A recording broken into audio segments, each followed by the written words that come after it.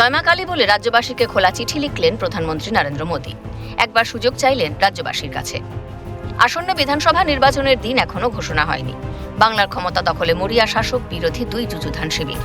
এবারের ভোট নিঃসন্দেহে গুরুত্বপূর্ণ, তা মানছেন রাজনীতির কারবারিরাও। ভোটমুখী বঙ্গ এবার এসআইআর আবহে তপ্ত।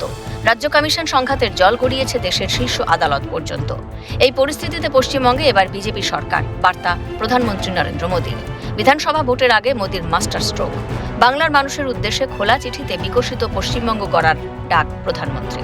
চিঠির শুরুতেই রাজ্যবাসীকে শুভেচ্ছা জানিয়ে প্রধানমন্ত্রী লিখেছেন, বাংলা আজ এক সন্ধিক্ষণে দাঁড়িয়ে।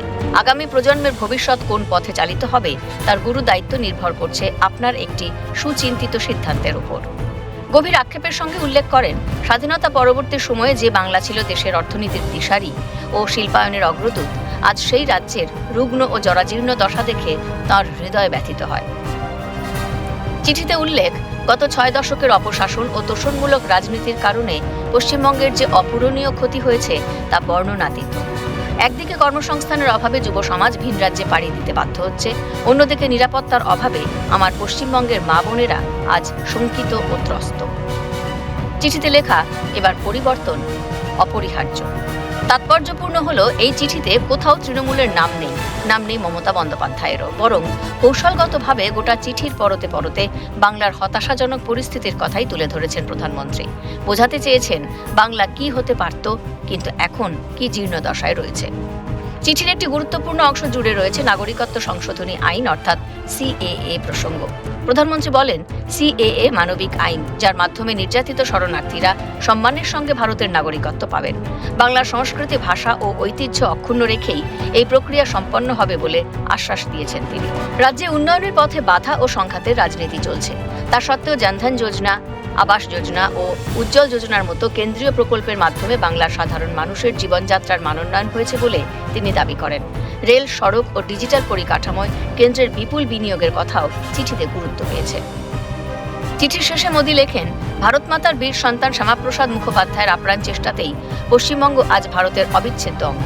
তার স্বপ্নের পশ্চিমবঙ্গকে পুনরুজ্জীবিত করতে আসুন আমরা কাঁধে কাঁধ মিলিয়ে 2026-এ বিকশিত পশ্চিমবঙ্গ গড়ার দৃপ্ত শপথ গ্রহণ করি। নরেন্দ্র মোদী।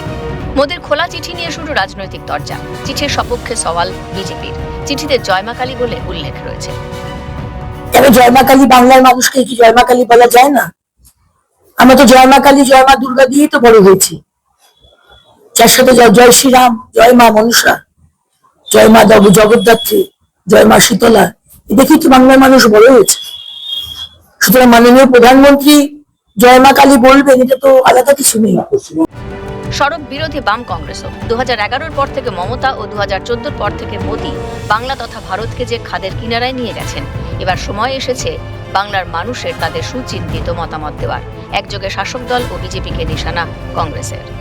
2011 সালের পর থেকে মমতা বন্দ্যোপাধ্যায় এবং 2014 সালের পর থেকে নরেন্দ্র মোদী পশ্চিমবঙ্গ তথা ভারতবর্ষকে যে খাদের কিনারায় নিয়ে চলে গেছেন, আমিও মনে করি সত্যি বাংলার মানুষের এবার সুচিন্তিত মতামত 2026-এ ইভিএম মেশিনে দেওয়া উচিত।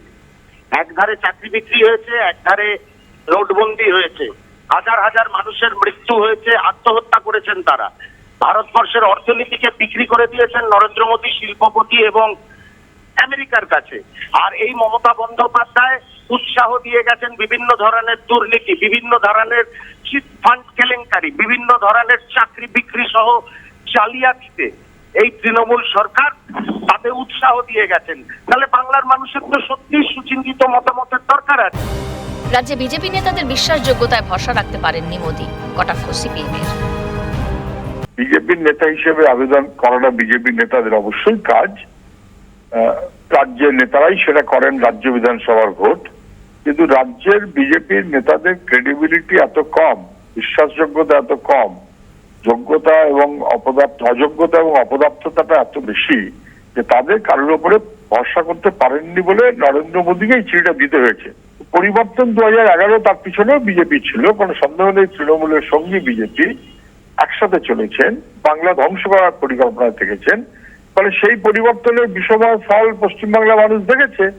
আরেকবার পরিবর্তন যে আরো বেশি বিষময় হবে, বিজেপির দিকে পরিবর্তন যে আরো বেশি বিষময় হবে, এটা না বোঝার কোনো কারণ নেই। ফলে তৃণমূলের মনোভাবের সঙ্গে জড়িত থেকে বিজেপির পরিবর্তনের আওয়াজটা আরো বেশি বিপজ্জনক। পাল্টা কেন্দ্রীয় বঞ্চনা ইস্যু থেকে শুরু করে বাঙালি অস্মিতায় শান দিলেন তৃণমূল কংগ্রেসের রাজ্য সহ সভাপতি। এসব কুম্ভীরাস্ত্র ছাড়া আর কিছু নয় কটাক্ষ তৃণমূলের। বঞ্চনা করেছেন বছরের পর বছর, 10 বছরের বেশি বঞ্চনা করেছেন, তো সেই বঞ্চনাকে ঢাকতে তো দীর্ঘ চিঠি দিতে হবে। আর অন্যদিকে দেখুন 2 লক্ষ টাকা বাকি, বাংলার ভাষার অপমান, বাংলাকে অপমান পদে পদে, বাংলার লোকের পেটের ভাত মেরে মাথার ছাদ কেড়ে আজকে তিনি কুমিরের অশ্রু সম্বরণ অশ্রু দেখাচ্ছেন যে আহা বাংলা তোমরা আমাকে ভোট দিয়ে নিয়ে এসো। কোন দুঃখে বাংলার মানুষ মোদীকে আনতে যাবে, বিজেপিকে আনতে যাবে, একটা বাংলা বিরোধী শক্তিকে?